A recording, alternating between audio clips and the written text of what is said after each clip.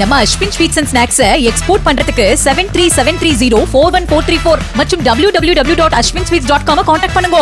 மூத்த IAS அதிகாரியின் மகள் காதல் திருமணம் செய்த 8 மாதத்திலேயே வீட்டின் குளியலறையில் இறந்து கிடந்த அதிர்ச்சி சம்பவம் பெரும் பரபரப்பை ஏற்படுத்தியுள்ளது. ஆந்திர மாநிலம் குண்டூர் மாவட்டம் தாடேப்பள்ளியில் வசித்து வருபவர் மூத்த IAS அதிகாரி சின்ன ராமுடு.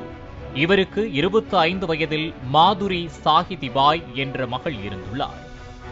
சாஹிதிபாய் நந்தியால் மாவட்டம் புக்கனப்பள்ளி தண்டாவைச் சேர்ந்த ராஜேஷ் நாயுடு என்பவரை சில வருடங்களாக காதலித்து வந்துள்ளார்.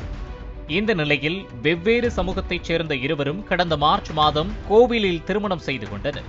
2 நாட்களுக்கு முன்பே திருமணம் குறித்து குடும்பத்தினருக்கு இருவரும் தெரிவித்துள்ளனர். இதனைத் தொடர்ந்து இரு வீட்டாரின் சம்மதத்தோடு கணவன் மனைவி இருவரும் சந்தோஷமாக வாழ்ந்து வந்ததாக கூறப்படுகிறது. பின்னர் சில மாதங்களிலேயே வேலைக்கு செல்லாமல் இருந்த ராஜேஷ் பிறந்த வீட்டில் வரதட்சணை கேட்டு வாங்கி வரும்படி மனைவி மாதுரி சாஹிதிபாயை துன்புறுத்தியதாக குற்றச்சாட்டுகள் எழுந்தது. 2 மாதங்களுக்கு முன் சின்ன ராமுடு சாஹிதிபாயை தனது வீட்டிற்கு அழைத்து வந்துள்ளார். நீண்ட நாட்களாக மாதுரி சாஹிதிபாய் மனவேதனையில் தவித்து வந்ததாக கூறப்படுகிறது. இந்நிலையில் கடந்த ஞாயிற்றுக்கிழமை காலையில் நீண்ட நேரமாகியும் மகள் அறையில் இருந்து வெளியே வராததால் சின்ன ராமுடு அறையின் கதவை தட்டியுள்ளார். அப்போதும் கதவை திறக்காததால் சந்தேகமடைந்த சின்ன ராமுடு பணியாளர்கள் உதவியோடு கதவை உடைத்து உள்ளே சென்றுள்ளார். அப்போது குளியலறையில் மாதுரி சாஹிதிபாய் தூக்கில் தொங்கிய நிலையில் இறந்து கிடந்ததை பார்த்து குடும்பத்தினர் அதிர்ச்சியடைந்துள்ளனர். பின்னர் இதுகுறித்து தகவல் அறிந்த போலீசார் சம்பவ இடத்திற்கு விரைந்து சென்று மாதுரி சாஹிதிபாய் உடலை மீட்டு மங்களகிரி எய்ம்ஸ் மருத்துவமனைக்கு உடற்கூறாய்விற்காக அனுப்பி வைத்தனர்.